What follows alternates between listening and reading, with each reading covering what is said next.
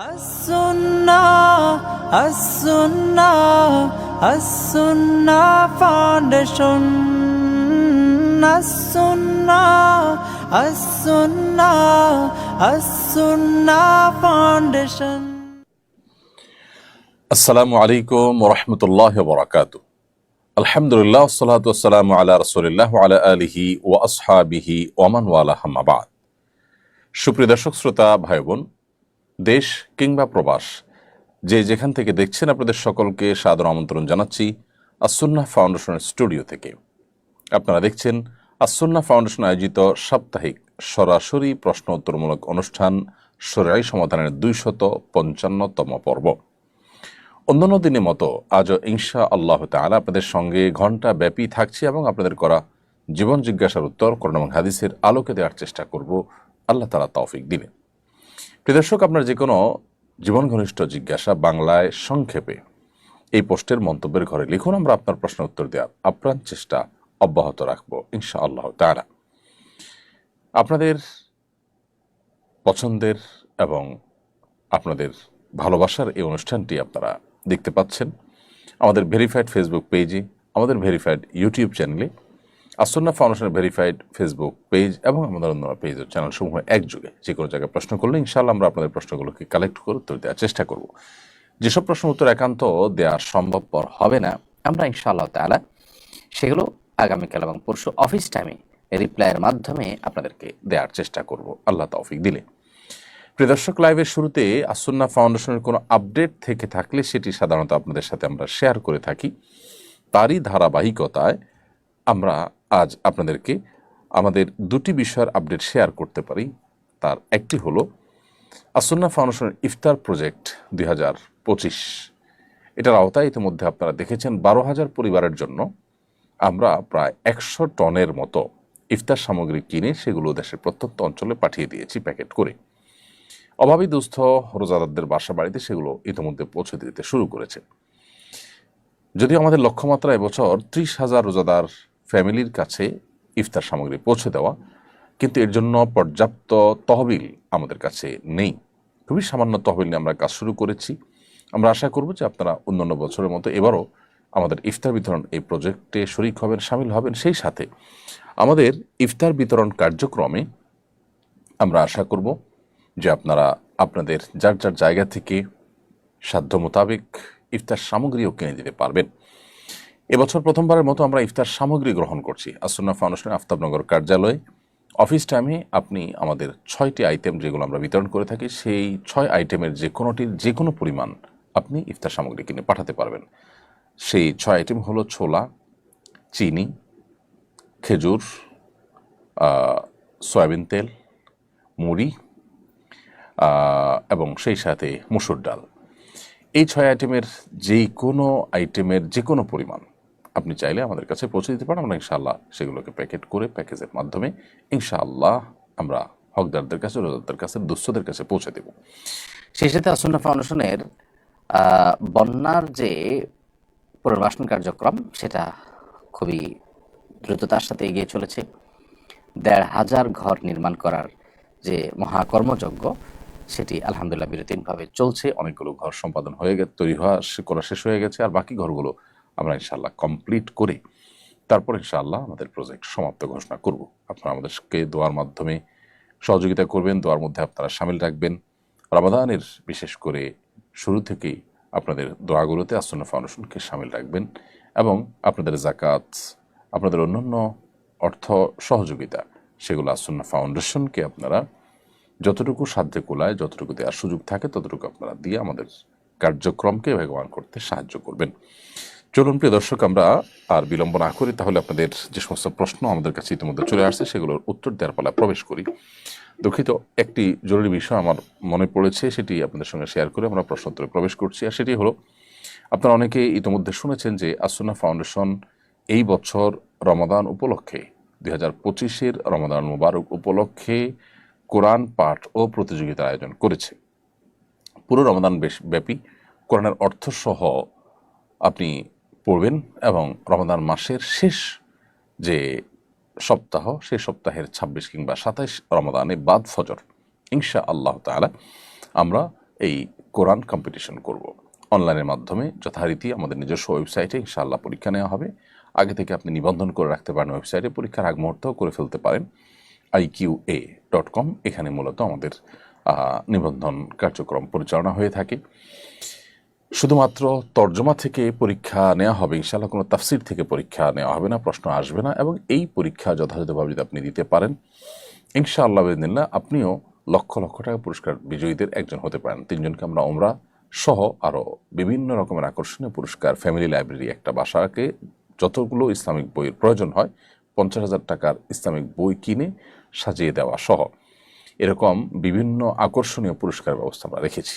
তো আমি আশা করব যে আপনারা সেই প্রতিযোগিতায় নিজেরা সামিল হবেন, অন্যদেরকে সেখানে সামিল হতে উদ্বুদ্ধ করবেন। জাযাকুমুল্লাহু খায়রা।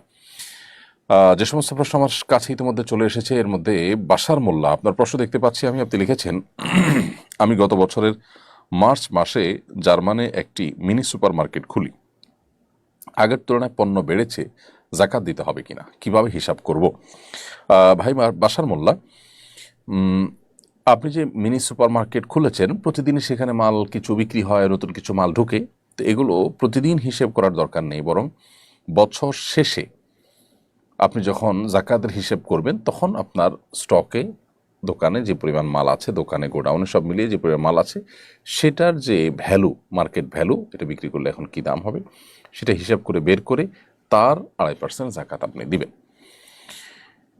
আমিনুল ইসলাম আপনি লিখেছেন, ডায়াবেটিস পরীক্ষার সময় সামান্য রক্ত বের করা হয়, রোজা অবস্থায় ডায়াবেটিস পরীক্ষা করা যাবে কি না?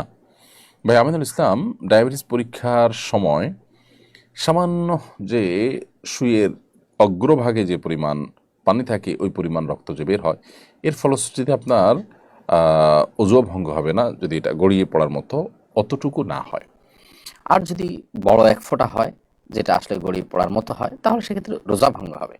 আর রোজা অবস্থাতে এই টেস্ট করলে রোজার কোনো ক্ষতি হবে না, কারণ শরীর থেকে 1, 2, 4, 10 ফোঁটা 20 ফোঁটা এরকম রক্ত পড়লে রোজার কোনো ক্ষতি হয় না। যদি এত বেশি রক্ত পড়ে যার ফলে আসলে রোজাদার ব্যক্তির জন্য রোজা রাখাটা চ্যালেঞ্জিং হয়ে যায়, দুর্বল হয়ে যায়, তাহলে সেটা অ্যাভয়েড করতে শরীয়ত নির্দেশ করেছে, যদি সেটা অ্যাভয়েড করার মতো হয়। তবে আপনার 1 ফোঁটা 2 ফোঁটা রক্ত আপনি নিলেন, অথবা 1 সিরিঞ্জ রক্তই নিলেন, বা 2-4 সিরিঞ্জ রক্ত নিলেন, যেটা আপনি ব্লাড টেস্ট ইত্যাদি করার জন্য, সেক্ষেত্রে এর কারণে রোজার কোনো ক্ষতি হবে না, রোজা রেখে এগুলো করা যাবে ইনশাআল্লাহ তাআলা। এরপরের প্রশ্ন হলো, রমজান কবে থেকে শুরু হচ্ছে দয়া করে জানাবেন কি? প্রিয় দর্শক, রমাদান আমরা কবে থেকে ঠিক শুরু করতে যাচ্ছি সেটি এই মুহূর্তে বলা কিছুটা কঠিন, তবে আমরা কিছুটা ধারণা দিতে পারি। যেহেতু এটা চাঁদ ওঠার উপর নির্ভরশীল, নবী সাল্লাল্লাহু আলাইহি ওয়াসাল্লাম বলেছেন, সুমুল ইয়াতি ও আফতুল ইয়াতি, তোমরা চাঁদ দেখে সিয়াম পালন করবে, চাঁদ দেখে ঈদ উদযাপন করবে। অতএব চাঁদ দেখার উপর এটি নির্ভরশীল। আজকে বাংলাদেশে 28 শাবান গত হয়েছে, বিধায় আজকে চাঁদ ওঠার কোনো সম্ভাবনা একেবারেই ছিল না। আগামীকাল অর্থাৎ শনিবার সন্ধ্যায় বাংলাদেশে আকাশে আমরা চাঁদ তালাশ করার চেষ্টা করব। আমি এই লাইভ অনুষ্ঠানের মাধ্যমে আপনাদের সবাইকে উদাত্ত আহ্বান রাখতে চাই, আমরা সবাই যার যার জায়গা থেকে চাঁদ তালাশ করার চেষ্টা করবো ইনশাআল্লাহ তাআলা।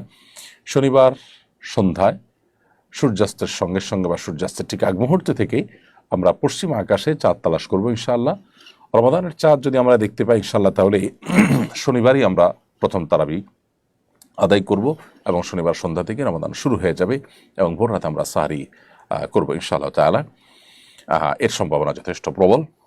আর যদি কোনো কারণে শনিবার সন্ধ্যায় চাঁদ দেখা প্রমাণিত না হয়, সাব্যস্ত না হয়, তাহলে নিশ্চিত আমরা রবিবার সন্ধ্যা থেকে, রবিবার রাত থেকে আমরা তারাবি সালাত আদায় করবো ইনশাআল্লাহ তাআলা। আল্লাহ তাআলা আমাদেরকে রমাদানকে অর্থবহ এবং সার্থক করার মতো আমল দিয়ে সাজাবার তৌফিক দান করুন। রমাদানকে আল্লাহ তাআলা আমাদের জন্য বারাকা দিয়ে, মাগফিরাত দিয়ে পরিপূর্ণ করে দিন। লিয়া আক্তার আপনি লিখেছেন, আমার স্বামী মারা যাওয়ার আগে নামাজ পড়তে চেয়েছিলেন, তিনি সিসিউতে ছিলেন, আমি নামাজ পড়াতে পারিনি, আমি কি গুনাহগার হব? বোন লিয়া আক্তার, আপনার স্বামী মৃত্যুর আগে যে নামাজ পড়তে চেয়েছেন, যেহেতু তিনি সিসিউতে ছিলেন, নামাজ পড়াবার মতো কোনো পরিবেশ পরিস্থিতি হয়তো ছিল না, সেটাই যদি হয়ে থাকে তাহলে আপনার এখানে কোনো দায় নেই।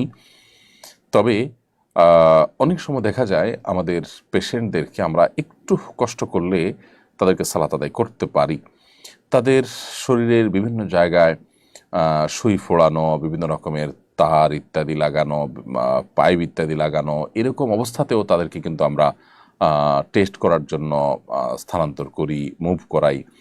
নামাজের জন্য আমরা এটুকুন কষ্ট করতে অনেক সময় রাজি না। সেটা যদি হয়ে থাকে তাহলে সেটা তো অবশ্যই ভুল। কিন্তু আপনি যেটুকু বলেছেন তাতে যা বোঝাতে চেয়েছেন যে সিসিউদ্দিন নামাজ পড়ার মতো কোনো অবস্থাতে ছিলেন না, হয়তো সেন্সলেস ছিলেন বা কিছু, তাহলে সেক্ষেত্রে আপনার কোনো দায় সেখানে নেই ইনশাআল্লাহ তাআলা। সাম্প্রতিক আইনশৃঙ্খলা পরিস্থিতি অবনতির প্রেক্ষাপটে চোর ছিনতাইকারীদেরকে গণধোলায় দেওয়ার পক্ষে সোশ্যাল মিডিয়া বেশ হাইপ উঠেছে। অনেকে বর্তমানে এটাকে সমাধান ভাবছেন। এ বিষয়ে শরীয়তের নির্দেশনা কি? দেখুন, দুর্ভাগ্যজনক বাস্তবতা যে আমাদের দেশে আইনশৃঙ্খলা পরিস্থিতি বেশ খানিকটাই শুধু নয়, বেশ খানিকটাই অবনতি হয়েছে এবং জনমনে বেশ কিছুটা আতঙ্ক তৈরি হয়েছে। এর কিছু তো বাস্তব ঘটনা যেমন আছে, আবার কিছুটা আতঙ্ক সৃষ্টি করার একটা অপপ্রয়াসও আছে, সেটিও কিন্তু বোঝা যায়। ব্যাপার যাই ঘটুক না কেন, যে কিছু কিছু ঘটনা ঘটছে এবং চুরি ডাকাতি বেড়েছে, এটা তো ওপেন সিক্রেট, আমরা সবাই জানি। তো এই পরিস্থিতিতে থামাবার উপায়টা কি? দেখুন, যারা বলছেন যে চোর ছিনতাইকারী ধরেই গণধোলাই দিতে হবে, তাদের সাথে আমি বিনয়ের সাথে ভিন্নমত পোষণ করছি। সন্দেহাতীতভাবে চুরি ছিনতাইতে যারা লিপ্ত তাদেরকে ধরবার জন্য এলাকায় এলাকায় বিভিন্ন টিম করে করে মানুষ পাহারাদারি করা উচিত এবং ধরার সাথে সাথে তাদেরকে আইনশৃঙ্খলা রক্ষাকারী বাহিনীর হাতে সোপর্দ করা উচিত। খুবই যৌক্তিক একটা প্রশ্ন উঠে আসবে এখন, যে আইনশৃঙ্খলা রক্ষাকারী বাহিনীর হাতে ছেড়ে দিলে তারা আবার ছেড়ে দিবে। এই জায়গাটাতে আমাদের খুব বেশি মনোযোগ দেওয়া দরকার, শক্তি ব্যয় করা দরকার, যে আইনশৃঙ্খলা রক্ষাকারী বাহিনীরা যাতে কোনোভাবে এদেরকে ছাড় দিতে না পারে, ছেড়ে দিতে না পারে, সে ব্যাপারে নজরদারি করা, সে ব্যাপারে আমাদের বিশেষভাবে মনোযোগী হওয়া, আন্দোলন সংগ্রাম করা, এটা জরুরি। আমরা যদি আইন হাতে তুলে নেই তাহলে সেক্ষেত্রে অনেক নিরীহ মানুষ মারা যাবে এবং একটা মানুষ দেখা যাবে যে একটা অপরাধ করেছে, সে অপরাধে তার আসলে জীবন নিয়ে ফেলা মতো অপরাধ সে করেনি, কিন্তু সেটাও হয়ে যাবে এবং এইটাকে কেন্দ্র করে মানুষ যার যার শত্রুতা উদ্ধার করা শুরু করবে। ইতিপূর্বে যখন এরকম ঘটনা ঘটেছে, আইন হাতে নেওয়ার যদি কোনো সুফল আপনি দেখেনও, তার কুফল কিন্তু অনেক বেশি। বিধায় একটা সমাজে গৃহযুদ্ধ অথবা একটা সমাজে অস্থিতিশীল একটা পরিস্থিতি এটা তৈরি হোক, এটা যদি আমরা না চাই, তাহলে সেক্ষেত্রে আইন হাতে তুলে নেওয়ার পক্ষে আমরা অনুগ্রহ করে কোনো ক্যাম্পেইন করব না, বরং আইন হাতে তুলে নেওয়ার জন্য যে শক্তিটা আমরা ক্ষয় করব, ওই শক্তি প্রয়োজনে আইন শৃঙ্খলা কেন বাস্তবায়ন করা হচ্ছে না সরকারের বিরুদ্ধে আমরা আওয়াজ তুলতে পারি, চাপ সৃষ্টি করতে পারি এবং নিজেরা আমরা পাহারাদারি করতে পারি। দেশের জনগণ বিভিন্ন প্রান্তে প্রান্তে এলাকা এলাকায় যদি নিজেরা দায়িত্বশীল ভূমিকা পালন করেন, তাহলে সেক্ষেত্রে এটা কিছুটা হলেও কমিয়ে আনা সম্ভব। আল্লাহ তাআলা আমাদেরকে নিরাপদ একটি আবাসভূমি দান করুন, আমাদের প্রিয় স্বদেশকে সকল অশান্তি, সকল অপরাধ কর্ম, সকল অস্থিতিশীলতা এগুলো থেকে আল্লাহ তাআলা হেফাজতে রাখুন।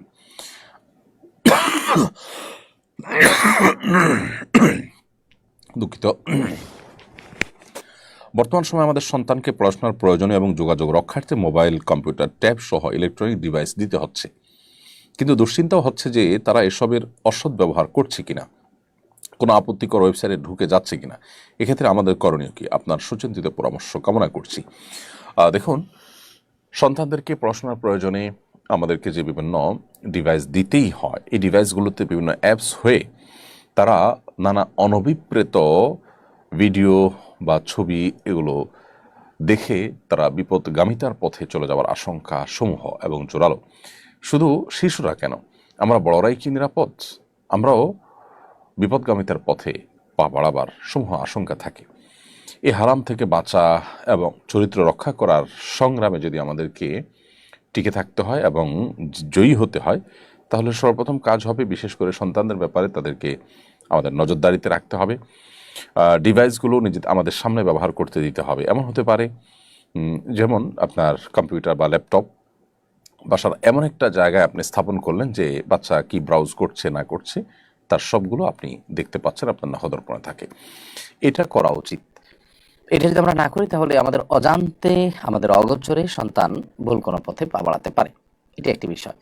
দ্বিতীয়ত হলো, আমরা জানি যে আজকাল বেশ কিছু অ্যাপ, বেশ কিছু প্রোগ্রাম বের হয়েছে যেগুলো আমাদের সন্তানদেরকে এবং আমাদেরকেও এরকম হারাম বিভিন্ন চিত্র বা ফুটেজ, ভিডিও এগুলো দেখা থেকে বেঁচে থাকতে সাহায্য করে, সহযোগিতা করে। যেমন কাহাফ গার্ড এটি বেশ চমৎকার একটি অ্যাপ। আমি নিজেও আমার মোবাইলে এটিকে ডাউনলোড করেছি। এটির ফলে যেটি হয়, যে কোনো হারাম চিত্র বা হারাম কোনো ফুটেজ আমাদের মোবাইলে যদি আসে, সেটি অটোমেটিক ব্লার হয়ে যায়। তাহলে আমাদের সন্তানদের চোখ এবং ঈমান, তাদের চরিত্র, এগুলোকে হেফাজত করবার জন্য আমরা এই জাতীয় কাহাফ গার্ড বা এরকম আর কোনোটা থাকলে, বিশেষ করে কাহাফ গার্ডটা আমি জানি, যে এই অ্যাপ আমরা ডাউনলোড করে তারপর সেই ডিভাইস সন্তানের হাতে দিতে পারি। তাতে ইনশাআল্লাহ সন্তান অনেকখানি সেফ থাকবে, আল্লাহ যদি হেফাজত করেন তাদেরকে। নওশিন আক্তার, আপনি লিখেছেন, মাহরাম হিসাবে ছোট ভাইকে সফর সঙ্গী করতে হলে তার সর্বনিম্ন কত বছর বয়স হতে হবে? বোন নওশিন আক্তার, মাহরাম হিসাবে আপনার ছোট ভাই যদি আপনার সফরে সঙ্গী হতে হয়, তাহলে তাকে প্রাপ্তবয়স্ক হতে হবে। প্রাপ্তবয়স্ক হতে হবে। একজন ছেলে যখন স্বপ্নদোষ শুরু হয় তখন থেকে সে প্রাপ্তবয়স্ক হিসাবে গণ্য হয়। আর এর বাইরে আপনার ছোট ভাই বা আপনার মাহরাম, যে আপনার সফর সঙ্গী হবে, তার যদি প্রাপ্তবয়স্ক হওয়ার যে আলামতগুলো আছে, গোপদাড়ি ইত্যাদি গজানো, এগুলো যদি বের হয় তাহলে সেক্ষেত্রে শুরু হয়, তাহলে সেক্ষেত্রে এটা তার প্রাপ্তবয়স্ক হওয়ার আলামত হিসাবে বিবেচিত হবে। এছাড়াও যদি কোনো আলামত দেখা না যায়, তাহলে সর্বোচ্চ 15 বছর বয়স হয়ে গেলে ইনশাআল্লাহ বিধানে সে আপনার সাথে মাহরাম হিসাবে আপনার সফরের সঙ্গী হতে পারবে। পত্রিকায় এসেছে, বিগত সরকার নির্মিত মডেল মসজিদ নির্মাণে অঢেল দুর্নীতি হয়েছে। সে মসজিদ নির্মাণে আর্থিক দুর্নীতি হয়েছে। যে মসজিদ নির্মাণে আর্থিক দুর্নীতি হয়েছে, সে মসজিদে নামাজ পড়া যাবে কিনা? গুরুত্বপূর্ণ প্রশ্ন। এই প্রশ্ন উত্তর হলো যে, কোনো মসজিদ নির্মাণে এর নির্মাণ সংশ্লিষ্ট ব্যক্তিবর্গ যদি কোনো দুর্নীতি বা অপরাধ করে থাকেন, তাহলে ইনশাআল্লাহ বিইذনিল্লাহ মুসল্লিদের নামাজে কোনো অসুবিধা হবে না। কারণ প্রথমত আল্লাহ সুবহানাহু ওয়া তাআলা কোরআনে কারিমে একাধিক জায়গায় আমাদেরকে এ বিষয়ে জানিয়েছেন যে, ও আল্লাহ তাযরু ওয়াসিরাতুন বিজরা উখরা, কেউ কারোর পাপের বোঝা বহন করবে না। যেহেতু কেউ কারোর পাপের বোঝা বহন করবে না, অতএব আমরা অন্য কেউ মসজিদ তৈরি করতে গিয়ে দুর্নীতি করেছে, অন্যায় করেছে, এরকম কোনো বিষয় আশয়, সেটার দায়ভার আমাদের উপর আসবে না ইনশাআল্লাহ তাআলা। হ্যাঁ, কোনো অন্যের জায়গা জবরদখল করে বা কারোর জায়গায় অন্যায়ভাবে মসজিদ নির্মাণ করলে বা জায়গা ছিনতাই করে সেখানে মসজিদ নির্মাণ করলে সেই জায়গায় নামাজ হবে কিনা, এটা নিয়ে ওলামাদের মধ্যে দুইটা মত আছে। এক্ষেত্রেও বিশুদ্ধ মত হলো নামাজ হয়ে যাবে, তবে বিকল্প থাকলে সেই মসজিদে যাওয়া উচিত নয়। বাট মসজিদের জায়গা নিয়ে সমস্যা নাই, নির্মাণ হয়েছে যে টাকা, সেটা নিয়েও সমস্যা নাই। বাকি নির্মাণ করতে গিয়ে তসরুফ হয়েছে, নির্মাণকারীদের কেউ বা সংশ্লিষ্ট কেউ কোনো প্রকার দুর্নীতি করেছেন, এর দায় মুসল্লিদের উপর আসবে না ইনশাআল্লাহ তাআলা। পত্রিকা এসে আপনার প্রশ্ন তো দিয়েছি। সরকারের ঘোষণা অনুযায়ী সামনে হজের খরচ কমবে, আপনি কতটা আশাবাদী? আমি যতটুকু জানি, হজের খরচ তো ঘোষিত হয়ে গেছে, এখন তো আর কমার বা বাড়ার কোনো স্কোপ দেখছি না। অবশ্য বেশ অনেক আগে থেকে সরকারের সংশ্লিষ্ট দপ্তর থেকে বারবার বলা হচ্ছিল যে হজের খরচ এবছর কমবে। কতটা কমবে আমি সেটা আসলে খুব বেশি আশাবাদী না। কারণ হলো, আসলে রিয়ালের দামের উপরে হজের রেট অনেকটা নির্ভর করে, আর অনেকখানি নির্ভর করে বিমান ভাড়ার উপরে। বিমান ভাড়া এটা কমানোর ক্ষেত্রে বাংলাদেশ এবং সৌদি এয়ারলাইন্স, বাংলাদেশ বিমান এবং সৌদি এয়ারলাইন্স, এই উভয় ক্যারিয়ার কর্তৃপক্ষ, তাদের সদিচ্ছা ছাড়া এটা আসলে কঠিন। হাজিদের কাছ থেকে যে পরিমাণ ভাড়া নেওয়া হয়, সেটা রীতিমতো জুলুম। একজন যাত্রীর জন্য বিমান যাওয়া আসার যে খরচ, সেটার খরচ নেওয়া হয় ডাবল। কারণ যাত্রীদেরকে নেওয়ার জন্য ফ্লাইটগুলো নিয়ে যায়, আবার খালি আসে। এই ডাবল নেওয়াটা যৌক্তিক, কিন্তু এই ডাবল নেওয়ার কথা বলে মূলত প্রায় ট্রিপল পরিমাণ নেওয়া হয়। এটা একটা দুর্ভাগ্যজনক বাস্তবতা। তো এটা কমা উচিত, এবং এটা কমানোর পরে আন্তরিকতা থাকা দরকার। কিন্তু এত অল্প সময়ের ভিতরে সেটা আদৌ হবে বলে আমরা জানি না। তবে হ্যাঁ, সরকার যে সদিচ্ছা পোষণ করেছে, চেষ্টা করেছে, এটাও সাধুবাদ পাওয়ার যোগ্য। মসজিদের ফান্ডের গচ্ছিত টাকা দিয়ে এলাকাবাসীর জন্য ইফতার আয়োজন করা যাবে কি না? গুরুত্বপূর্ণ প্রশ্ন রমাদান এসছে।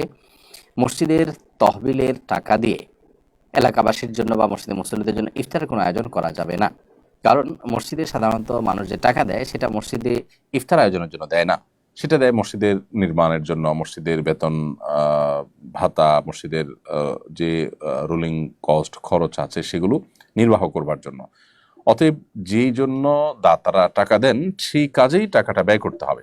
যেহেতু মসজিদে ইফতারের আয়োজনের জন্য সাধারণত মসজিদে টাকা দেওয়া হয় না, দান বাক্সে বা জেনারেল ফান্ডে যে টাকা দেওয়া হয় সেটা ইফতার আয়োজনের জন্য দেয় না কেউ, সেজন্য সেটাকে এই কাজে ব্যবহার করা যাবে না। এজন্য কোনো মসজিদে রমজান উপলক্ষে যদি ইফতার আয়োজন করতে হয় রোজাদারদের জন্য, তাহলে এর জন্য আলাদা করে তহবিল গঠন করতে হবে, মুসল্লিদেরকে ঘোষণা দিতে হবে যে আমরা রোজাদারদের জন্য ইফতার আয়োজন করতে চাই, আপনারা শরীক হন। সেক্ষেত্রে মুসল্লিদের সেই তহবিলে যে টাকা দিবেন সেটা দিয়ে তারা ইফতার আয়োজন করতে পারবেন ইনশাআল্লাহ তাআলা। শামসুন নাহার আপনি লিখেছেন, স্বামী যদি মোহরের টাকা না দিয়ে স্ত্রীকে দিয়ে সই করিয়ে নেয় যে মোহর বুঝে পেয়েছে, এতে কি স্বামী ঋণমুক্ত হয়ে যাবে? বোন শামসুন নাহার, স্বামী যদি মোহরের টাকা স্ত্রীকে না দিয়েই সই নেয়, এই সই নেওয়াটা জোরপূর্বক হতে পারে, প্রতারণা করে হতে পারে, এরকম যদি কোনোভাবে সই নেয় তাহলে এতে স্বামী দায়মুক্ত হবেন না।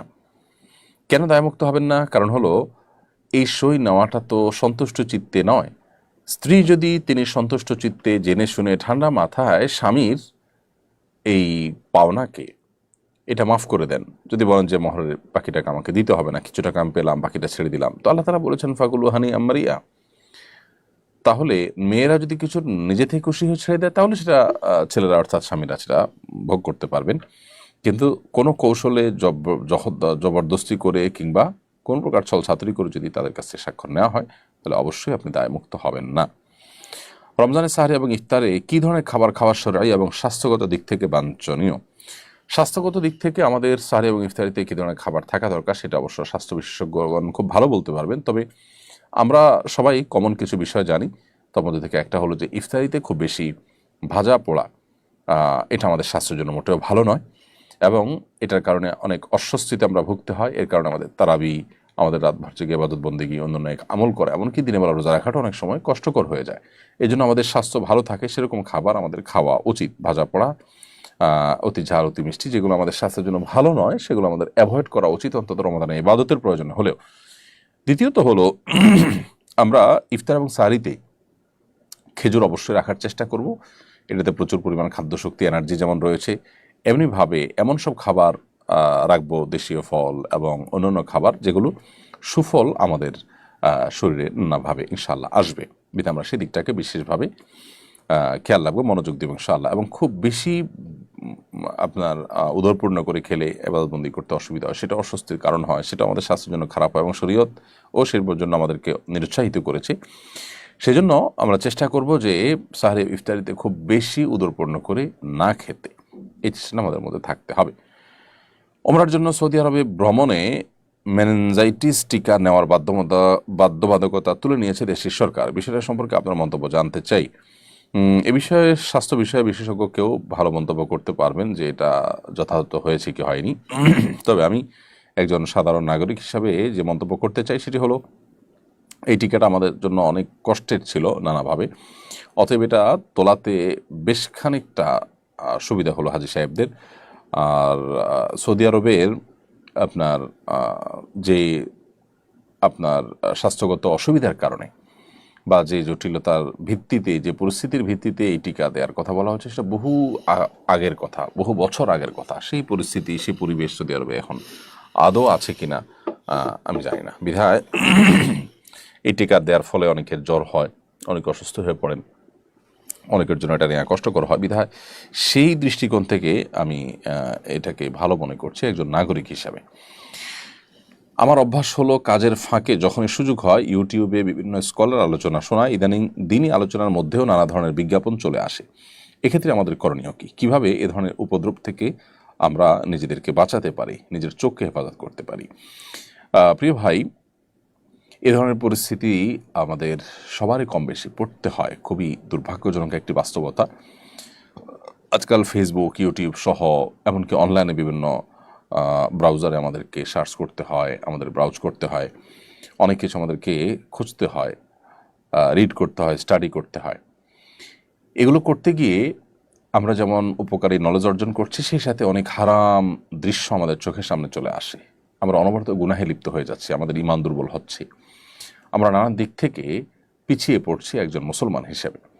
এই যে আমাদের তাকওয়া এবং ঈমানের ঘাটতি আসছে, দুর্বলতা আসছে, চরিত্র নষ্ট হচ্ছে, এটা থেকে বেঁচে থাকাটা খুবই গুরুত্বপূর্ণ বিষয়। জান্নাতুল ফেরদাউসের অধিকারীদেরকে আল্লাহ রাব্বুল আলামিন তাদের বৈশিষ্ট্য বলেছেন, ওয়াল্লাযীনা হুম লিফুরুজিহিম হাফিজুন, যারা তাদের ইজ্জত, সম্ভ্রম, চরিত্রকে হেফাজত করতে পেরেছে। তো আমরা তো সেটা সোশ্যাল মিডিয়ার এই যুগে বিশেষ করে এ জাতীয় হারাম বিজ্ঞাপন ইত্যাদি যেখানে অহরহ আসছে, কোনো ভিডিও দেখতে গেলে বিশেষ করে যে হারাম বিজ্ঞাপনগুলো আসে, সেটা থেকে আমরা আত্মরক্ষার কোনো উপায় পাচ্ছি না।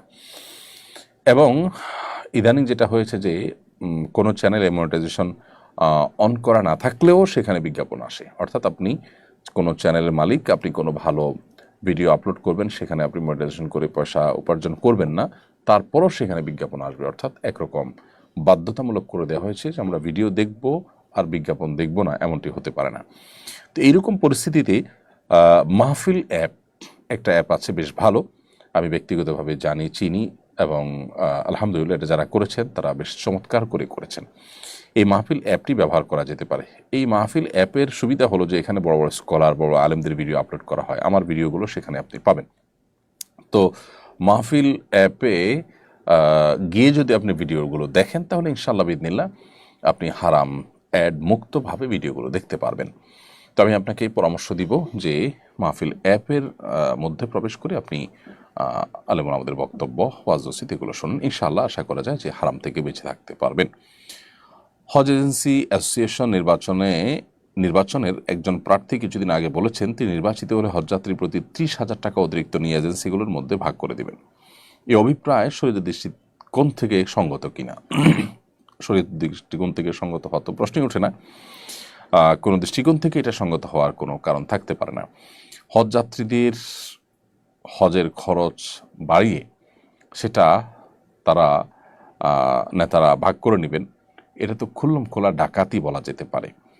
এ ধরনের ডাকাতির ঘোষণা যদি কেউ দিয়ে থাকেন, আমিও দেখেছি সোশ্যাল মিডিয়াতে বিভিন্ন পত্রপত্রিকাতে উঠে এসেছে, এরকমটি যদি সত্য হয়ে থাকে এবং কেউ যদি এরকমটি বলে থাকেন তাহলে তাকে তো আইনের আওতায় আনা উচিত। এরকম ব্যক্তিকে নির্বাচিত করা তো অনেক পরের কথা।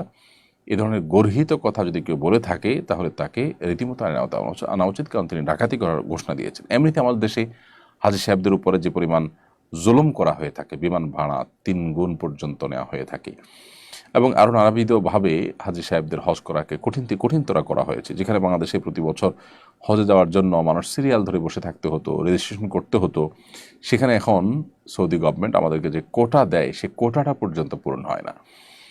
এরকম পরিস্থিতি হয়ে গেছে এবং হজের ব্যয় খরচ বাড়তে বাড়তে সেটা মানুষের যে সামর্থ্যের সীমানা সেটা অনেক ক্ষেত্রে অনেকের জন্য পেরিয়ে গেছে। এরপর আবার হাবের নির্বাচনের কোনো প্রার্থী যদি হাজিদের খরচ 30,000 করে বাড়ায়া তারা নিজেরা ভাগযোগ করে নেবেন বলে থাকেন, তাহলে তিনি অবশ্যই ডাকাতির ঘোষণা দিয়েছেন। আল্লাহ তাআলা আমাদেরকে এ সমস্ত জুলুম থেকে রক্ষা করুন এবং হেফাজত করুন।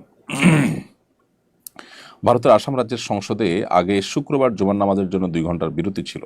সম্প্রতি বিজেপি শাসিত সংসদ বিরতি বাতিল করেছে। এ সময় যদি সংসদ চলে, বিধানসভার মুসলিম সদস্যদের করণীয় কি?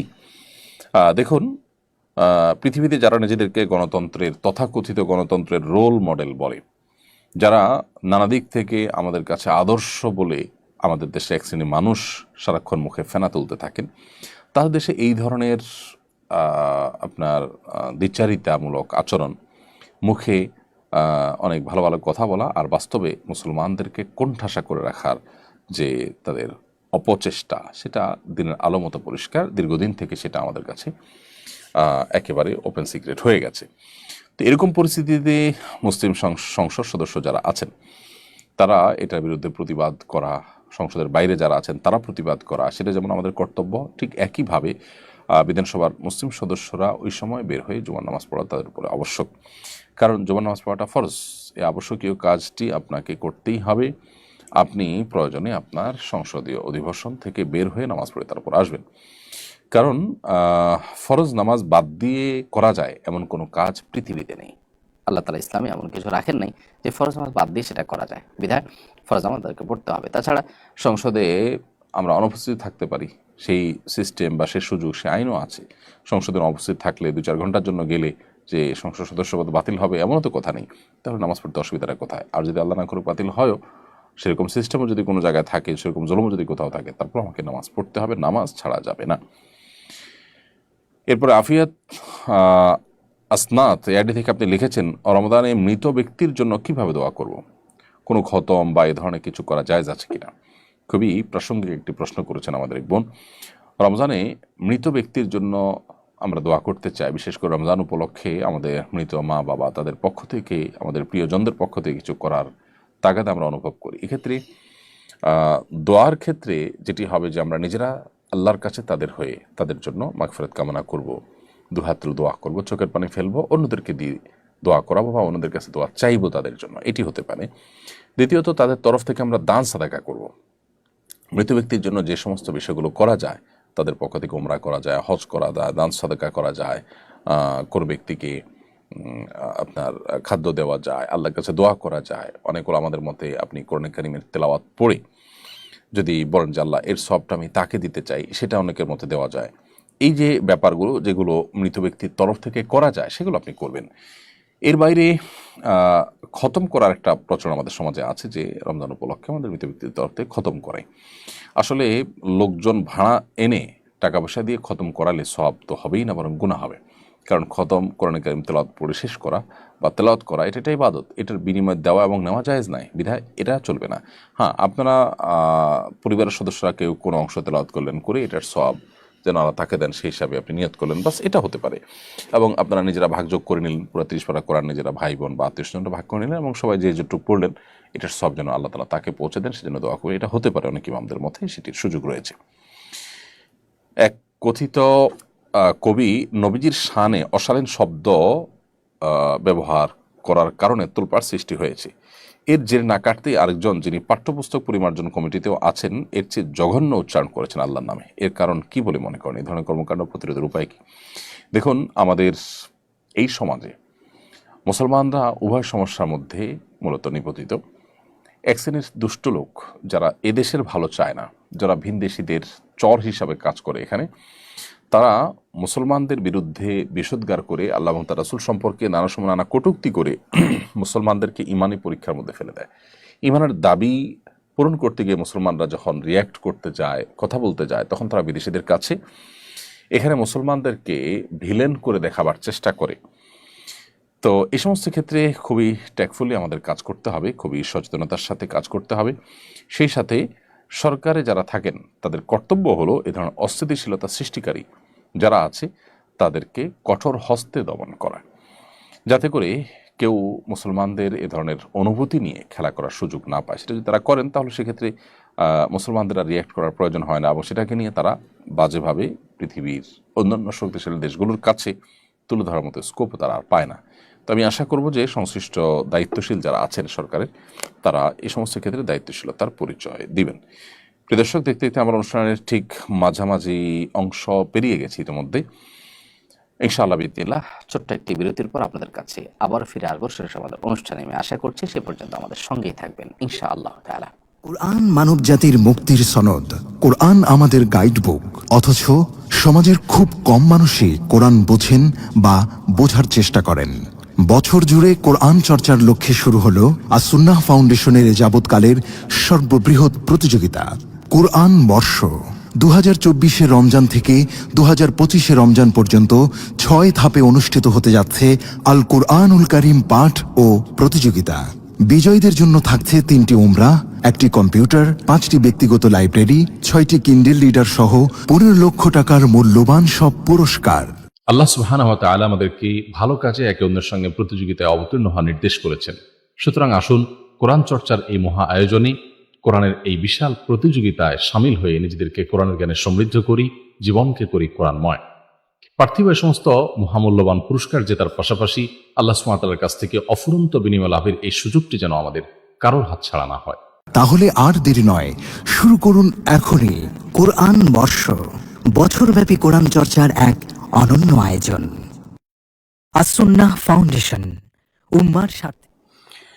বিরতির পর আবার আপনাদেরকে স্বাগতম জানাচ্ছি। আপনারা দেখছেন আস-সুন্নাহ ফাউন্ডেশন আয়োজিত সাপ্তাহিক সরাসরি প্রশ্ন উত্তরমূলক অনুষ্ঠান শরঈ সমাধানের 255তম পর্ব। বিরতির আগে আমরা অনেকগুলো প্রশ্ন উত্তর দিয়েছি বিভিন্ন বিষয়ে, আলহামদুলিল্লাহ। বিরতির পরে আমি দেখতে পাচ্ছি অনেক ভাই বোন প্রশ্ন করেছেন। ফারজান আঞ্জুম আপনি লিখেছেন, বিশ্ববিদ্যালয়ের ক্যাম্পাসে ছেলে মেয়ে একত্রে ইফতার করে, এ ব্যাপারে শরীয়তের বিধান জানাবেন। বোন ফারজান আঞ্জুম, বিশ্ববিদ্যালয়ের ক্যাম্পাসে হোক কিংবা কোনো ক্যান্টিনে হোক বা অন্য কোনো সাধারণ জায়গায় হোক, ছেলে এবং মেয়ে, নারী এবং পুরুষ একত্রে বসে যদি ইফতার করেন, তারা যদি গায়রে মাহরাম হয়ে থাকেন, তাহলে সেটি একটি নাজায়েজ এবং গুনাহের কাজ। কারণ একত্রে একই টেবিলে চেয়ারে শেয়ার করে তারা বসে পাশাপাশি ইফতার যদি করেন, তাহলে সেক্ষেত্রে শরীয়তের পর্দার বিধানকে তারা লঙ্ঘন করছেন। যেখানে নামাজের মতো ইবাদত করতে গিয়েও আল্লাহ রাব্বুল আলামিন নারীদের কাতারকে পুরুষদের কাতার চাইতে ভিন্ন রাখতে বলেছেন, শেষের দিকে রাখতে বলেছেন, সেখানে আপনি যদি কোনো আয়োজনে, কোনো ইফতার পার্টিতে একাকার করে ফেলেন, তাহলে সন্দেহভাবে সেটি গুনাহের কথা। এখানে যারা আয়োজক হবেন, যারা এখানে সামিল হবেন, তারা অবশ্যই গুনাহগার। তবে হ্যাঁ, আপনি নিজেকে যদি সেখান থেকে রক্ষা করে ওই আয়োজনের মধ্যে আপনি নিজেকে সেভ করে আলাদা করে ইফতার করে চলে আসেন, তাহলে সেক্ষেত্রে আপনার জন্য সেটা নাজায়েজ না হতে পারে। কিন্তু আয়োজক এবং এই ঢলাঢলিকে যারা সাপোর্ট করেন, সমর্থন করেন বা যাদের সাথে সামিল হয়েছেন, তারা অবশ্যই গুনাহগার হবে। কেন শরিয়াত পর্দার এই বিধানের কথা বলে, কেন আল্লাহ রাব্বুল আলামিন এই নির্দেশ দিয়েছেন আমাদেরকে, সেটা আমরা হাড়ে হাড়ে টের পাচ্ছি আমাদের সমাজে নানা অস্থিরতার যে সংবাদ আছে সেগুলোর মধ্য দিয়ে। বিধায় এই সমস্ত ক্ষেত্রে আমাদের সতর্ক থাকতে হবে এবং কোনোভাবেই তথাকথিত আধুনিকতার নামে, তথাকথিত মুক্তমনা হওয়ার নামে আমরা আল্লাহর সীমানা ছাড়ানোর যে আপনার দুঃসাহস, সেটা আমরা করতে যাব না। আল্লাহ আমাদেরকে তৌফিক দান করুন এবং বিশ্ববিদ্যালয় ক্যাম্পাস সহ অন্য যে কোনো জায়গায় যদি কোনো ইফতার আয়োজনে নারী পুরুষ একসাথে থাকেই, তাহলে নারীদের জন্য আলাদা আয়োজন থাকবে, পুরুষদের জন্য আলাদা আয়োজন থাকবে। প্রয়োজনে তারা ভিন্ন কোনো হলরুমে থাকবেন, পুরুষ আরেকটা হলরুমে থাকবেন বা পার্টিশন থাকবে। যে কোনোভাবে পর্দা বিষয়টাকে নিশ্চিত করতে হবে। আর না হলে করছেন ইফতারের আয়োজন, একটা ইবাদত, কিন্তু সেই ইবাদতটা যদি আপনি মন মতো করেন, আল্লাহর বিধানকে লঙ্ঘন করে করেন, তাহলে সেই ইবাদত হবে না, সেটা বরং গুনাহে পর্যবসিত হতে পারে। এরপরে প্রশ্ন হলো, আজকাল সাহারি পার্টির প্রচলন বেশ জোরে সোরে শুরু হয়েছে, এ বিষয়ে শরিয়াত দৃষ্টিকোণ জানাবেন কি? দেখুন, বেশ কয়েক বছর ধরে আমাদের এক শ্রেণীর তরুণদের মধ্যে বিশেষ করে সাহারি পার্টি করার একটা প্রবণতা আমরা দেখতে পাচ্ছি। তারা ভোর রাতে বিভিন্ন রেস্টুরেন্টে একত্র হন এবং সেখানেও নারী পুরুষ এবং ছেলেমেয়েরা তারা একত্র হয়ে বসে খাবার দাবার গ্রহণ করেন। ছেলেমেয়ে যদি একত্র হয়ে বসে তারা টেবিলে খাবার দাবার গ্রহণ করেন, নারী পুরুষ যারা গায়রে মাহরাম এরকম মানুষজন যদি তারা একত্র হয়ে খাবার দাবার গ্রহণ করেন, সেটা তো এমনিতেই নাজায়েজ, কারণ সেটি পর্দার বিধানকে লঙ্ঘন করা হচ্ছে। আল্লাহর বিধানকে লঙ্ঘন করে আমরা কোনো কল্যাণ আর সাধন করতে পারবো না। এই জন্য এই হারাম কাজ থেকে আমাদেরকে বেঁচে থাকতে হবে। আল্লাহর ভয় যদি আমরা মুসলিম হয়ে থাকি, আল্লাহর সামনে দাঁড়াতে হবে, সেই জবাবদিহিতার বোধ থেকে আমাদেরকে অবশ্যই গুনাহ ছাড়তে হবে। আর সাহারি পার্টি যেটা, সেখানে যদি আপনি নারী পুরুষ ঢলাঢলি বা একসাথে ফ্রি মিক্সিংয়ের ব্যাপারটা নাও থাকে, শুধু ছেলেরা সাহারি পার্টি করলো, মেয়েরা আলাদা করে করলো, এরকম যদি হয়, তারপরে সেটা অবশ্যই শরীয়তের দৃষ্টিকোণ থেকে অনুচিত। কারণ হলো, সাহারির এই সময়টা, ভোর রাতের এই সময়টা আসলে দোয়া কবুলের সময়, এই সময়টা আসলে আড্ডা মারা, ফুর্তি করা, এটার জন্য উপযুক্ত কোনো সময় নয়। যদি কোনো কারণে বন্ধুবান্ধব একত্র হয়েছে, সাহারি করেছে, সেটাকে আপনি সাহারি পার্টি নাম দিলেন, সেটা ভিন্ন বিষয়। কিন্তু ইন্টেনশনালি এই টাইমে বাসাবাড়ি থেকে বের হয়ে রেস্টুরেন্টে যে আনন্দ ফুর্তি এবং আড্ডাবাজি করা, সেটা অবশ্যই এই সময়ের যে মর্যাদা, এই সময়ের যে তাৎপর্য, তার সাথে যায় না। ভোর রাতে আল্লাহ রাব্বুল আলামিন বান্দাকে ডেকে ডেকে তার গুনাহগুলো মাফ করান, তার প্রতি অনুগ্রহ করেন, তাকে বিভিন্ন তার চাওয়াগুলোকে পূরণ করে থাকেন। বিধায় এই সময়টা ইবাদতের সময়, দোয়ার সময়, এই সময়টা আসলে আড্ডা মারার সময় নয়। এরপরে আমেনা আফরোজ রিমো এআইডি থেকে আপনি লিখেছেন, আমার দাদি অতি বৃদ্ধ এবং অসুস্থ, তিনি রোজা রাখতে পারেন না, করণীয় কি? বোন আমেনা, আপনার দাদি যিনি অতি বৃদ্ধ এবং বয়সাধিক্যের কারণে তিনি রোজা রাখতে পারেন না, এবং এরকম ব্যক্তি সুস্থ হয়ে আবার কখন রোজাগুলো রাখবেন সেই সম্ভাবনা একেবারেই ক্ষীণ, নেই বললেই চলে। এরকম ব্যক্তিদের জন্য শরিয়ার বিধান হলো ফিদিয়া দেওয়া।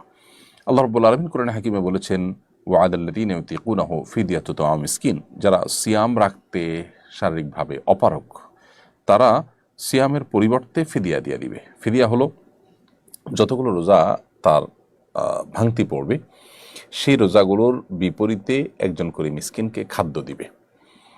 সেক্ষেত্রে একজন মিসকিন দুবেলা খেতে পারেন সেরকম ব্যবস্থা করে দিবেন, এবং 30টা রোজার জন্য 30 জন মিসকিনকে দুবেলা খাবার দিয়ে দিবেন।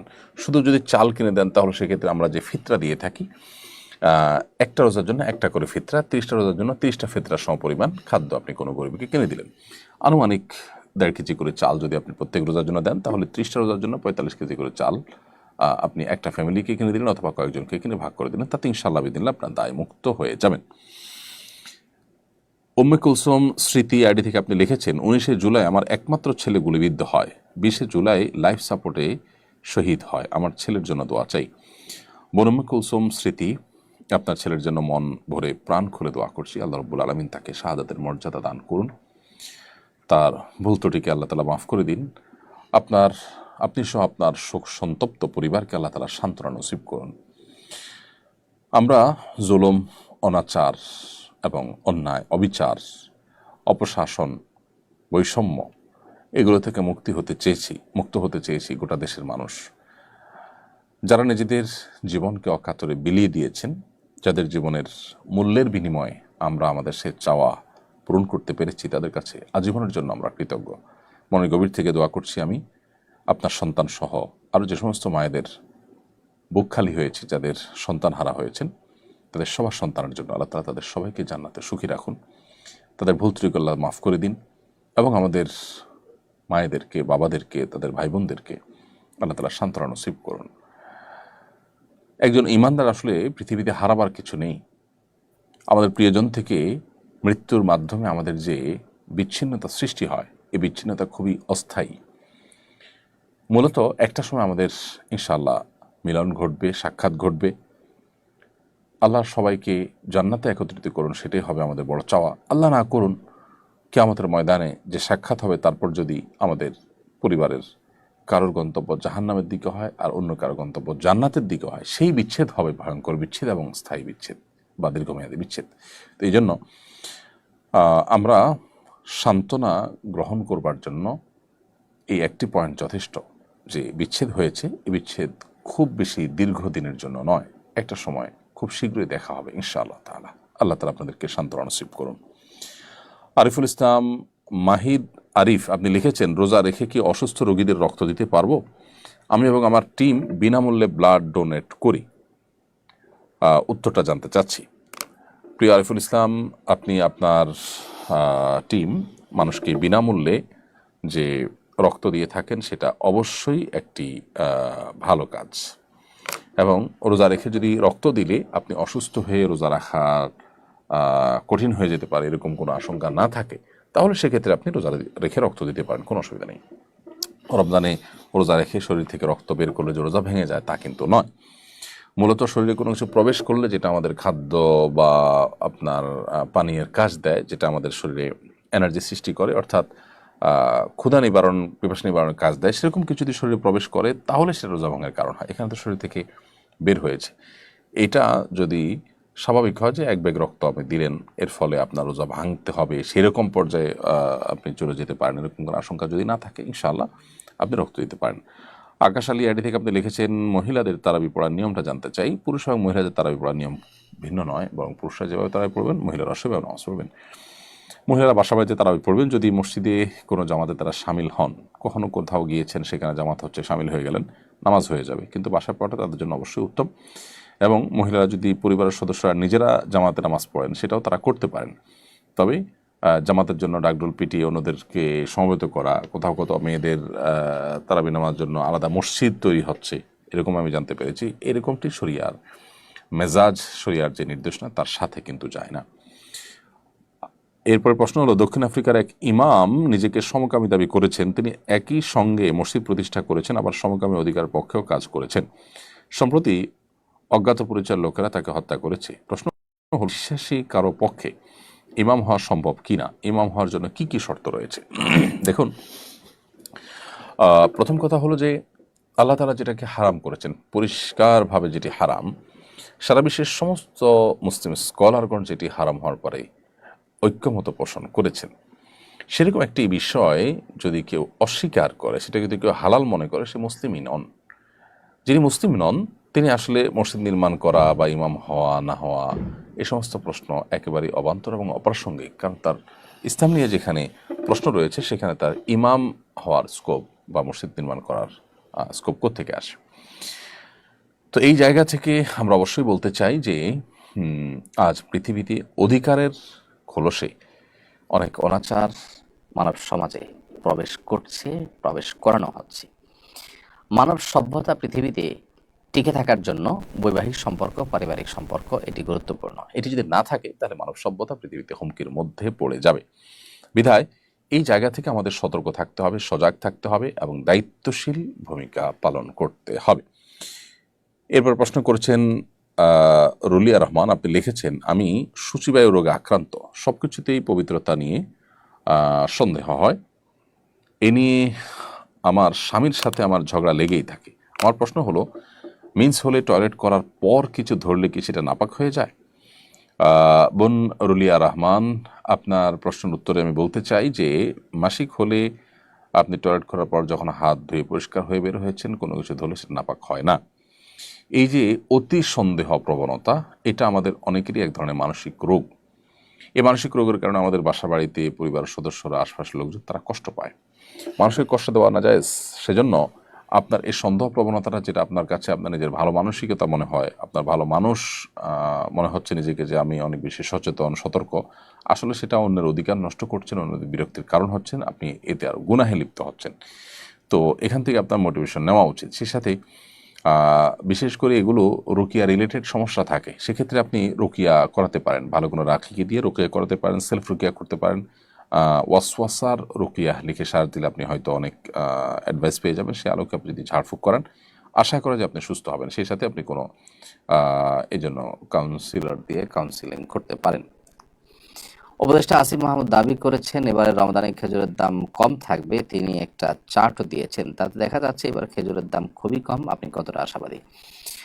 দেখুন, কোনো উপদেষ্টা কোনো কিছু বললেই যে সেটা খেটে যাবে অথবা খাটবে না, সেটা তো আসলে ধারণা করে বলা কঠিন। আমাদের দেশে এক শ্রেণীর অসাধু ব্যবসায়ীরা যে রমজান আসলে দ্রব্যমূল্যের লাগাম তারা উপর দিকে টেনে ধরার চেষ্টা করেন, সেটা খুবই দুর্ভাগ্যজনক বাস্তবতা আমাদের সমাজের।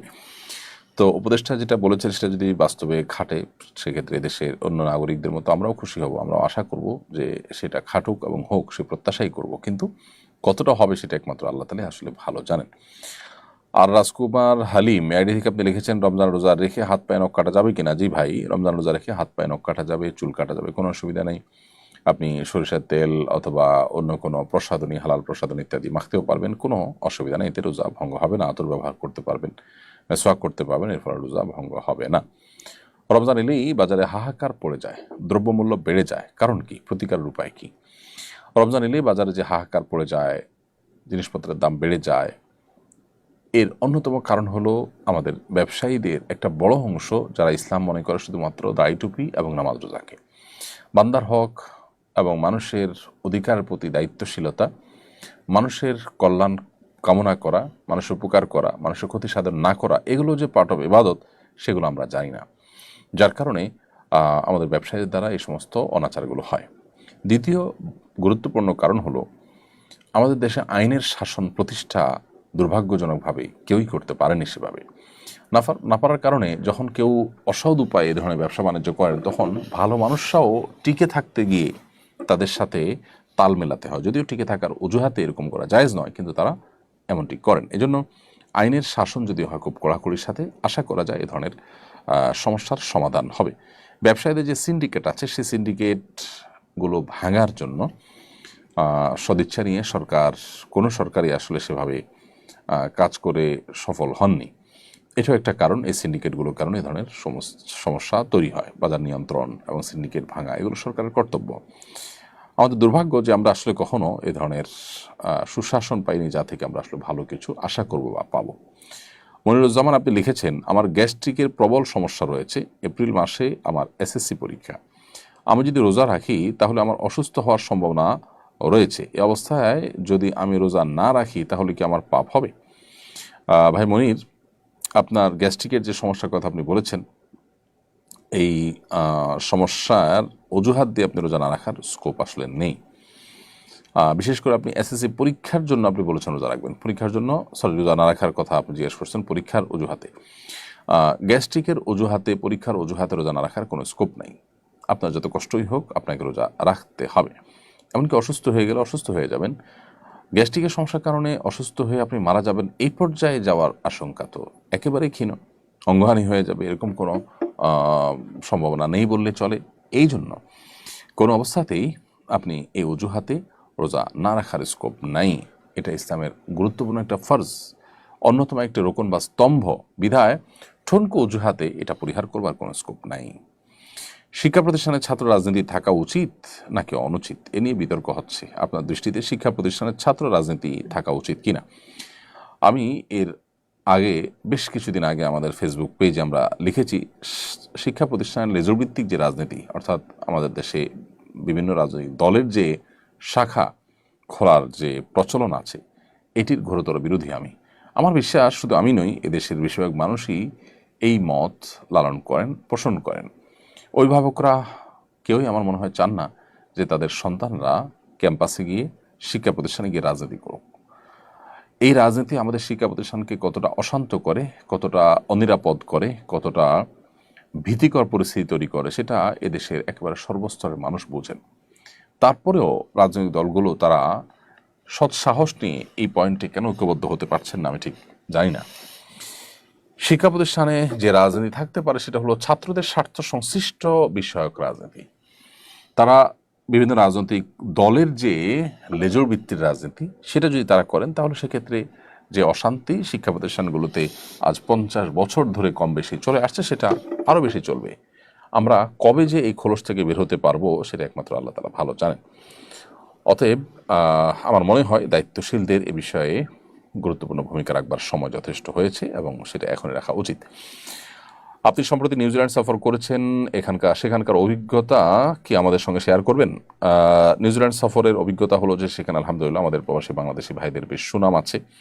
পৃথিবীর অন্য অনেক দেশের চাইতে নিউজিল্যান্ডে মুসলিমরা আলহামদুলিল্লাহ তুলনামূলক ভালো আছেন। সেখানে সরকার দায়িত্বশীল যারা আছেন তারা মুসলমানদের প্রতি অন্য অনেকের মতোই হিংসাত্মক দৃষ্টিতে দেখেন না। এটা অনেক বড় একটা অ্যাডভান্টেজ বলতে পারি, অনেক বড় একটা ভালো দিক আমরা বলতে পারি আলহামদুলিল্লাহ সেখানকার।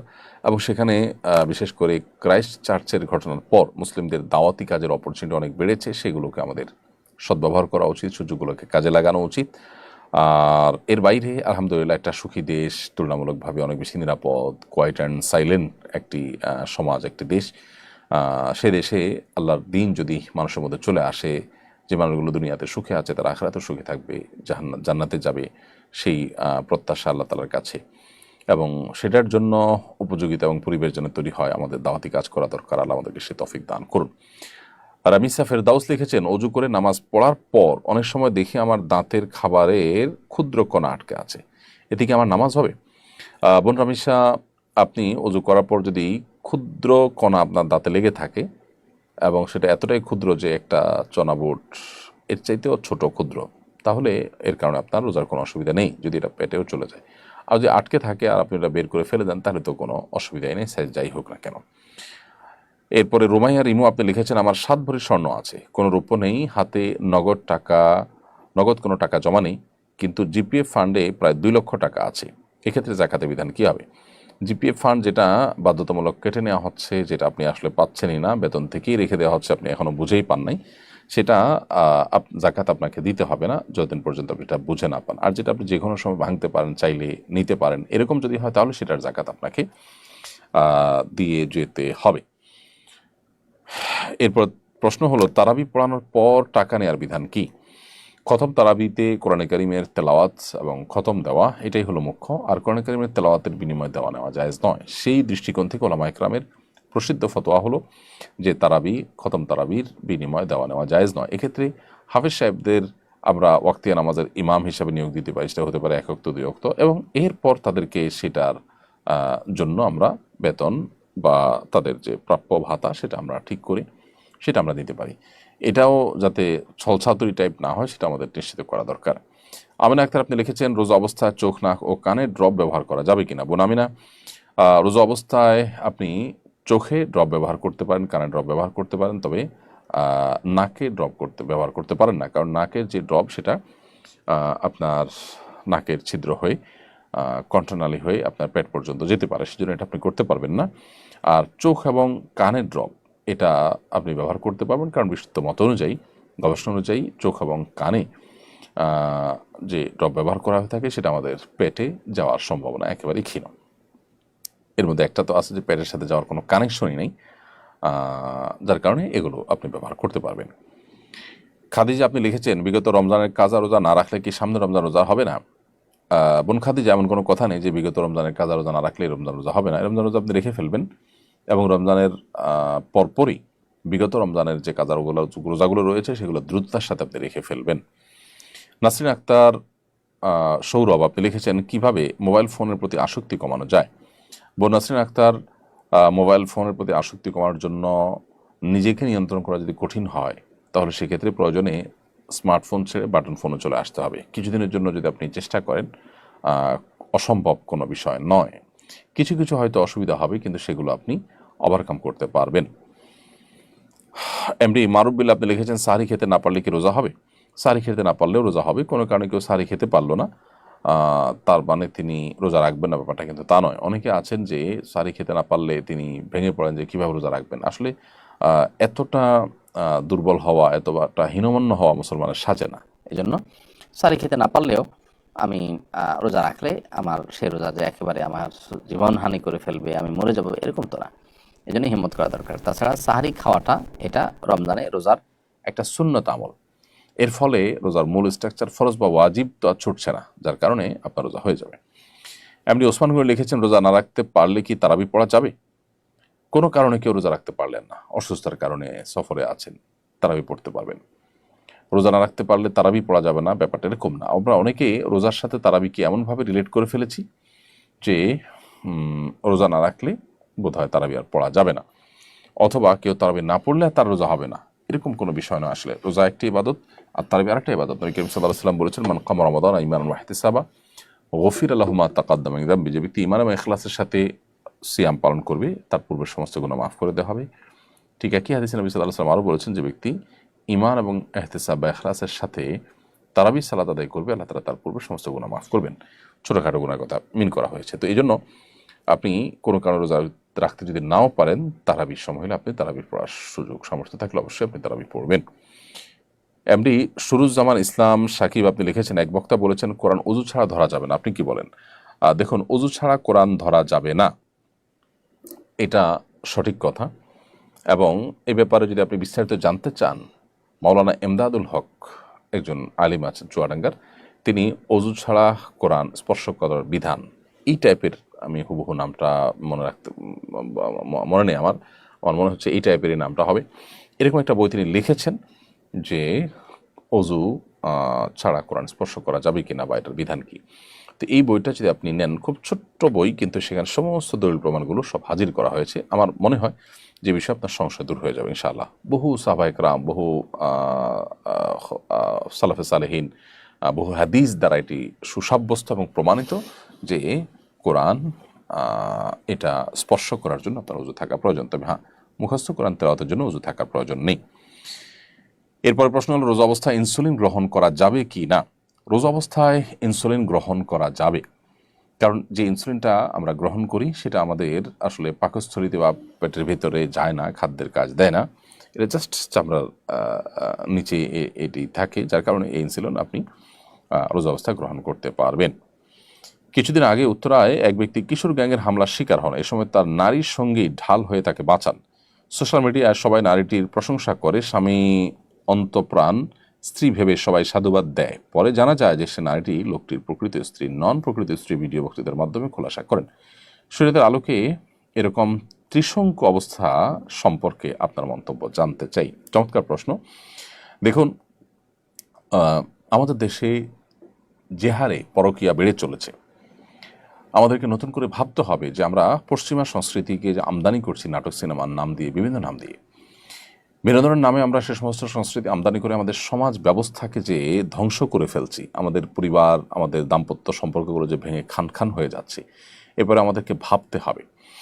এবং এ ধরনের পরিস্থিতি থেকে উত্তরণের জন্য আমাদের সবাইকে ঐক্যবদ্ধ হতে হবে যে আমরা ভিনদেশী এই সমস্ত অপসংস্কৃতিকে আমরা ওয়েলকাম করব না, আমরা বিনোদনের নামে এই সমস্ত হারামে গা ভাসাবো না। যদি সেটা আমরা না করতে পারি, তাহলে সেক্ষেত্রে পৃথিবীর অনেক দেশ যেরকম তাদের পরিবার ব্যবস্থাপনা ভেঙে পড়েছে, আমরা বোধহয় সেই ধ্বংসের দিকে আমরা পা বাড়াবো, যেটা আমাদের ভালো কোনো পরিণতির দিকে আমাদেরকে নিবে না। এ হলো এ বিষয়ে আমার মন্তব্য। তাছাড়া কিশোর গ্যাং ইত্যাদির অত্যাচার বেড়েছে, এটা দীর্ঘ কয়েক বছর যাবৎ আমাদের দেশে চলে আসছে। এগুলো নিয়ে আইনের শাসন খুব বেশ ভালোভাবে হওয়া দরকার। শিশুর সংজ্ঞা দিয়ে আপনার সাধারণত আমরা এ ধরনের অপরাধগুলো আপনার অনেক বেশি হওয়ার ক্ষেত্রে ভূমিকা রাখছে নিজেদের অজান্তে হয়তোবা।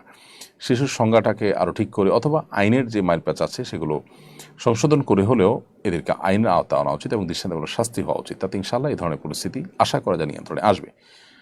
মহিলারা কি পিল খেয়ে মাসিক বন্ধ রেখে রোজা রাখতে পারবেন? মহিলারা পিল খেয়ে মাসিক বন্ধ রেখে রোজা রাখতে পারবেন যদি তাদের শরীরে বড় কোনো ক্ষতির আশঙ্কা না থাকে। যদি বড় কোনো সাইড এফেক্ট হতে পারে এরকম মনে হয়, তাহলে সেক্ষেত্রে নিজের শরীরকে ক্ষতি করে ধ্বংস করে আপনি এটা করতে পারেন না।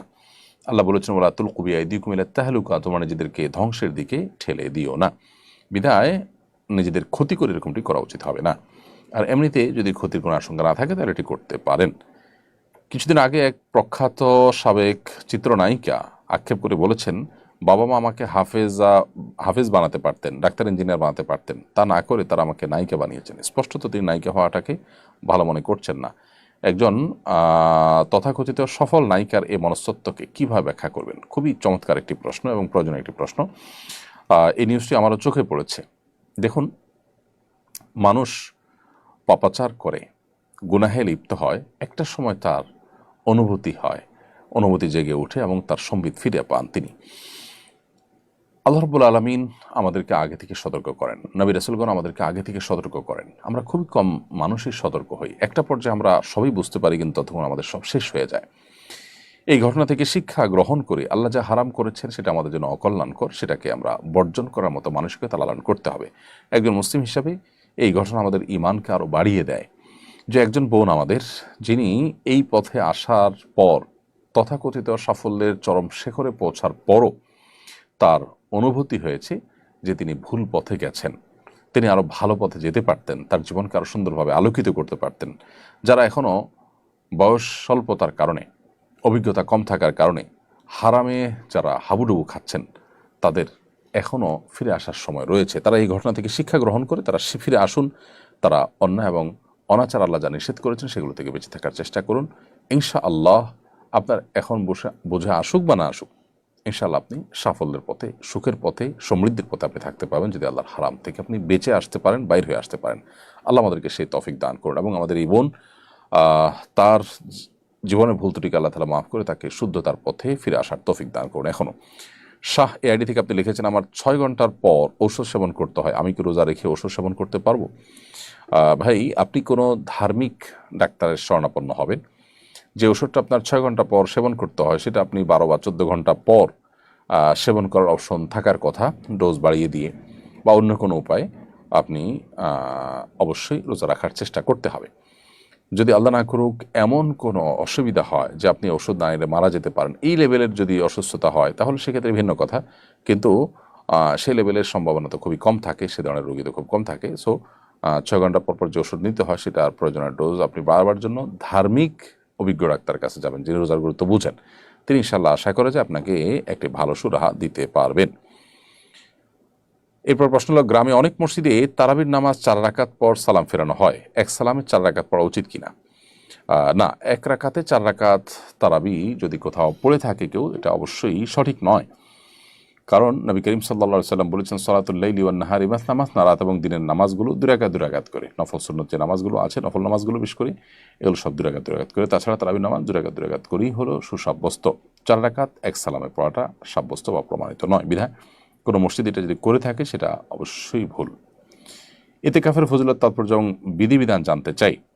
নবী করিম সাল্লাল্লাহু আলাইহি ওয়াসাল্লাম রমজানের শেষ দশকে মসজিদে অবস্থান করতেন, ইতিকাফ করতেন। ইতিকাফ মানে হলো মসজিদে শেষ দশকের জন্য বা একটা নির্দিষ্ট সময়ের জন্য নিজেকে আটকে ফেলা, আবদ্ধ করে ফেলা এবং সেখানে আবদ্ধ থেকে ইবাদতবন্দেগীতে মশগুল থাকা, এটাই হলো ইতিকাফ।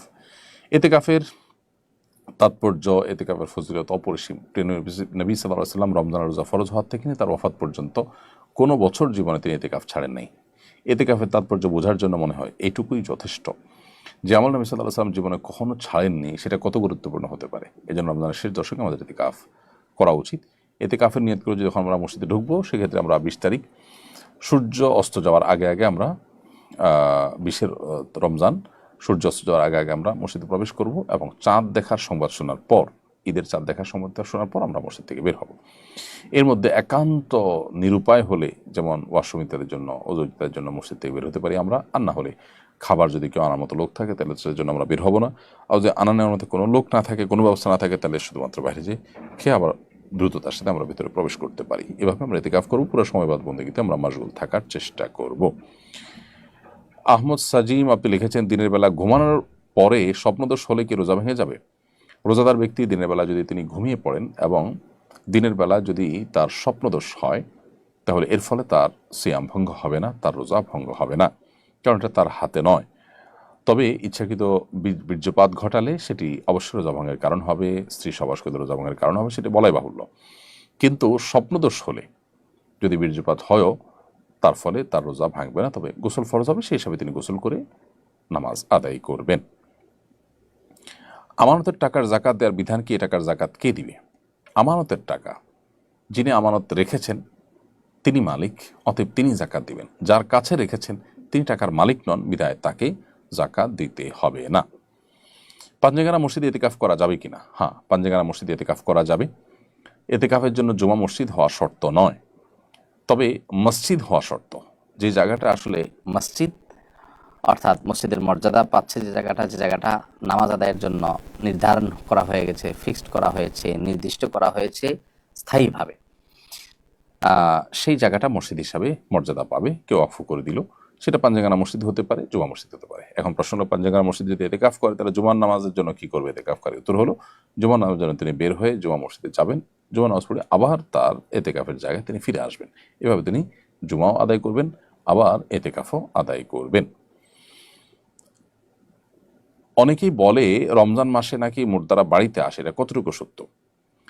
রমজান মাসে মুর্দারা বাড়িতে আসে মর্মে যে কথা প্রচলিত আছে আমাদের সমাজে, সেটা একেবারেই ভুল এবং ভ্রান্ত কথা। এর কোনো বাস্তবতা নেই, নিছকই মন গড়া কথা। বিধায় এখান থেকে আমরা যথাসম্ভব মন গড়া কথা থেকে আমরা বিরত থাকার চেষ্টা করব।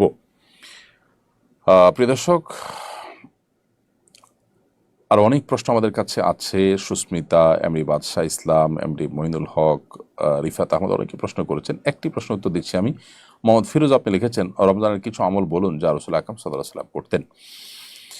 ভাই ফিরোজ, আপনার এই প্রশ্ন উত্তর আমি বলতে চাই যে এ বিষয়ে আমাদের 1-1.5 ঘন্টার ভিডিও বক্তব্য আছে। গত কয়েক বছর ধরে আমরা বিভিন্ন জায়গায় এই বিষয়ে কথা বলার চেষ্টা করছি। সেটা হলো রমাদান কেন্দ্রিক স্পেশাল আমল নবী সাল্লাল্লাহু আলাইহি ওয়াসাল্লাম থেকে বর্ণিত কোরআন হাদিসের আলোকে সাব্যস্ত আমলগুলো কি, সেগুলো আমরা বিভিন্ন বক্তব্যে তালিকা আকারে তুলে ধরার চেষ্টা করেছি। এই বছর প্রথমবারের মতো আমরা সেগুলোকে একত্র করে একটা ছোট পুস্তিকা, 48 পৃষ্ঠার একটা পুস্তিকা আপনাদেরকে উপহার দেওয়ার চেষ্টা করেছি, যার নাম দিয়েছি আমরা মাহে রমজানের 27 আমল। এই বইটিতে আপনি পুরো রমজান জুড়ে কোরআন সুন্নাহর আলোকে রমজান স্পেশাল কী কী আমল করবেন তার সবগুলো কিন্তু সেখানে পেয়ে যাবেন। খুবই সংক্ষেপে, খুব যা না বললে নয় সেটুকুন ব্যাখ্যা করে আমরা এই বইটাকে লেখা শেষ করেছি। তো এই বইটা আপনার পাথেয় হতে পারে এবং আপনার এই কাজে সহযোগী হতে পারে ইনশাআল্লাহ তাআলা।